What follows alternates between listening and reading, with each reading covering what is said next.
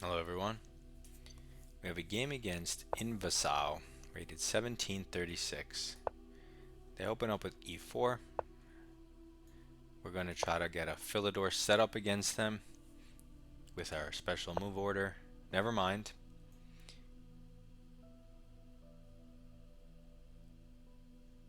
What is this? Okay, he gives up his center and moves his knight forward. No idea what this is. I'm guessing he's going to do this next. So you know what?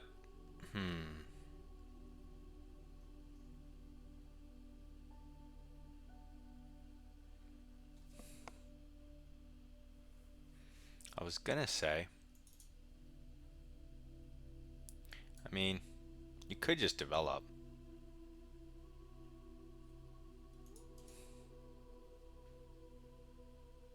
If I play c5 and he goes check, block with the bishop, he takes, I take. I'm going to go c5 and prevent this move that he most likely wants to make. Okay, so he goes bishop c4. This threatens my f7 pawn and encourages me to go e6, another move that controls the center and develops a piece for us. So that's good. Okay, so he plays c3, maybe preparing d4, which is fair.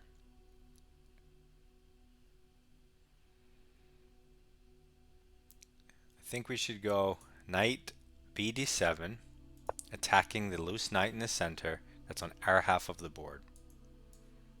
He could cement it, but then we would get a queen trade. He goes queen a4, avoiding the queen trade and pinning the knight so I can't take his hanging knight. But I'm going to continue attacking the knight while preparing castling, which would unpin this knight. So how do I do all that? Well, I'm going to go bishop here, which hits the knight, and if he takes our knight, we get to recapture the bishop and gaining a tempo. So I'm attacking the knight. This guy, man, what? d3, it's only move 8. How could you blunder a full piece without any complicated tactics? Like, it's just hanging. It's right there. We're going to take it.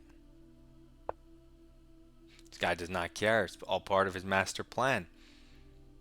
Let's go back since he's attacking us. We're up a knight. What am I going to do? Okay, now he's making random pawn moves. Whenever they're losing, they move quickly all of a sudden because they internally stop caring and know what's happening. So he moves the pawn, which doesn't threaten anything. Therefore, I'm ready to castle. My knight is free to move. This comes with a nice, beautiful threat on the bishop. He just castles, completely ignoring what I'm doing, and I'm absolutely going to grab the bishop pair if I can. That's what I do. He takes back. Now we can break down his center. But if he captures with the pawn, he has an isolated pawn, a good square for his knight. I mean, we're winning no matter what. We're up a piece. So what do we want to do? I just want to continue developing, if I'm being honest. So b6 and bishop b7 looks like the most practical thing to me. He takes with the pawn, but I'm going to take with the bishop, giving a check, maintaining my structure. And now his king is on this beautiful light square diagonal. There is this, but it's kind of like a cheapo. I mean, a5 is not a bad move because it solidifies your bishop. Kind of, not really. I mean, he can still kick it at the cost of ruining his structure a little bit. I don't know. Either way, it's too cheapo for me. I want to just develop normal. That's the gist of what I'm trying to say. I just want to do normal development, stare at the king. He hasn't even touched his queen side. I have monster bishops and a good knight.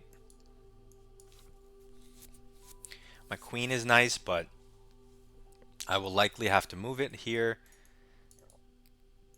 and then here. And put a rook on the d file, 2 rooks on the d file, and that's my setup. And then the game should win itself. You shouldn't have to struggle to find good moves from that position. And even here, you shouldn't have to struggle to find my opponent left the game. Just resign. You coward. You little man. You know, when people say that he's a small man, they're not talking about height or anything perverted. They're talking about in character when they say he's a small man.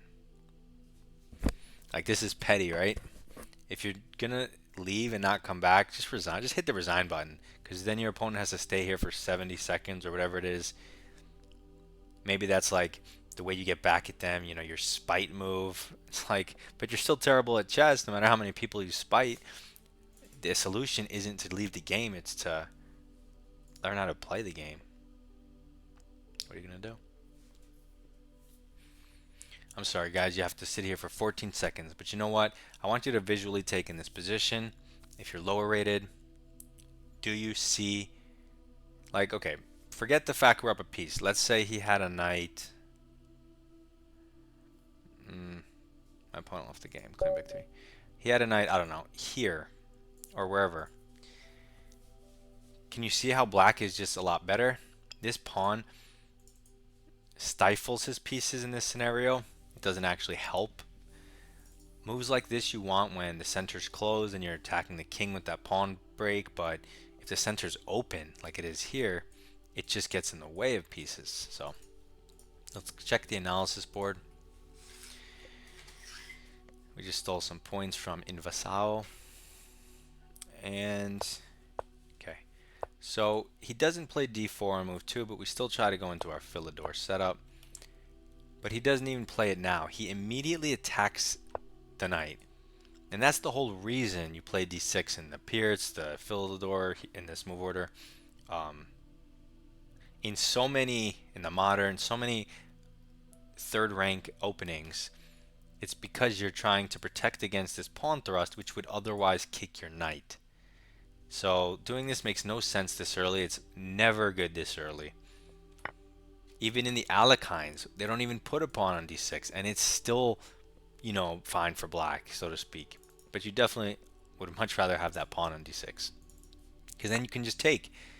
And now your queen's open, and he doesn't have a pawn in the center, so voila. Engine says black is minus 0.3 already. I mean, it's not, you're not going to win a game because of that, but who cares? I mean, you equalize automatically because they just gave away their center for no reason, so that's good for us. 98% accuracy, perfect game, 0, 0, 0, zeros. But it was a relatively simple game.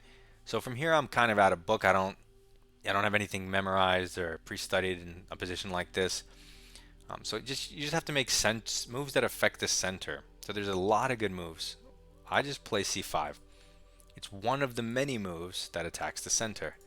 The absolute best. Maybe it's bring the knight out. Yeah, it's what I thought would probably be the best. So the top two, which are the equal minus 0.2, is knight b d7 and c5. But you can also play, which I was looking at, queen d5.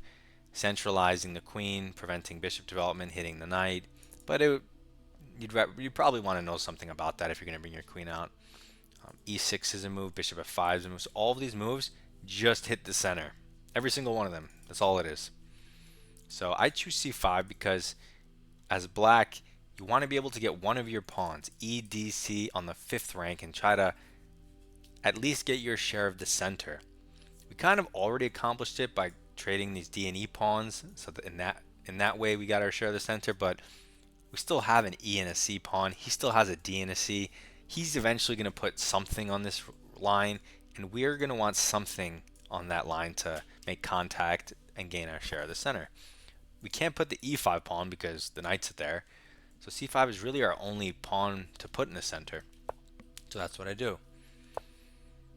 And then he does this, which I just think is bad because he's helping me play e6, which I want to play. I'm more than happy to keep this bishop inside the pawn chain. Why? Well, one, it's normal inside the pawn chain as black. That's just a standard thing because you have more important stuff to deal with in the beginning. But in this case specifically, we have this, there's no d pawn, which means our bishop has this diagonal. So I can always do this. I can always go b6 and develop. So inside the pawn chain, but with total freedom, right? So I don't like what white's doing. We just play a forced move that helps control the center. And now we just develop towards the center for free because it comes with a threat. He brings his queen out early, which you're told not to do. If you don't know the line or you don't see a tactic or something, maybe it's better to chill with your queen. Food for thought. So he brings the queen out, which of course is always susceptible to attack in various ways and lines. That's why you usually don't bring it out. But we continue our development towards the center for free again because it comes with threats. And this guy just hangs the game on move 8 like a complete 500. His knight is just, I take it, forced move. And then again, a lot of you guys, the instant you see d4, your brain immediately just goes, okay, he goes d4. What if I take? And what if he takes? Like, whatever your opponent does, your brain is immediately reacting to that. But you need to like zoom out, and it's hard to do in the middle of a game because you're running out of time and you don't want to lose.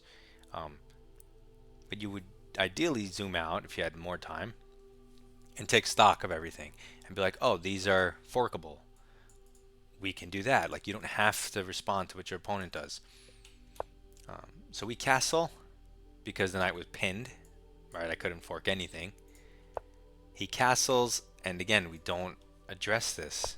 We throw in our own move. It's -7. He's down one piece, but -7. That means the position is, in addition to being down a piece, your position is garbage. Okay, so we take the bishop, and now we have a beautiful position. And what's b6? Why would I do that? Well, it's just development. You could go this way, but b6 also solidifies the c pawn, which is currently hanging. So by using logic, we determine b6 is better. He takes, forced move for free. Of course we do that. He moves to the side on this diagonal. What's the most natural move? Bishop b7. It's simple. Not all positions are this simple, but when they are this simple, at least make the good moves in that position, right? Don't try to be fancy here or act like you don't know what to do. You know exactly what to do. You're supposed to connect the rooks. That means you need to move the queen. What does that mean? Got to put it on one of these squares. Your rooks are connected. Where the rooks belong, open or semi-open files, you slide them on the D. You already know that. Once you're there, what are you supposed to do with those rooks? What's the whole point? It's to infiltrate, so you push them somewhere. And then, like, when the position's easy, it kind of, that's what people mean when they say it plays itself.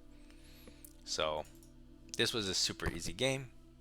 Hopefully, you learned a little bit. Know that whenever you play the Pirits or this version of the Philidor, these early pawn pushes are never good. The only time you're really scared about these pushes are when they have f4 and e4 and d4 pawns, and then they're trying to push through and maintain a pawn there. That can get tricky. But that's more in the Pirits. In the Philidor, we have a pawn on e5, so that's never really a thing. So that's not something you're worried about. That's good to know ahead of time. This is never good for white, so keep that up here. Good luck in your chess. Submit your rapid games. Goodbye.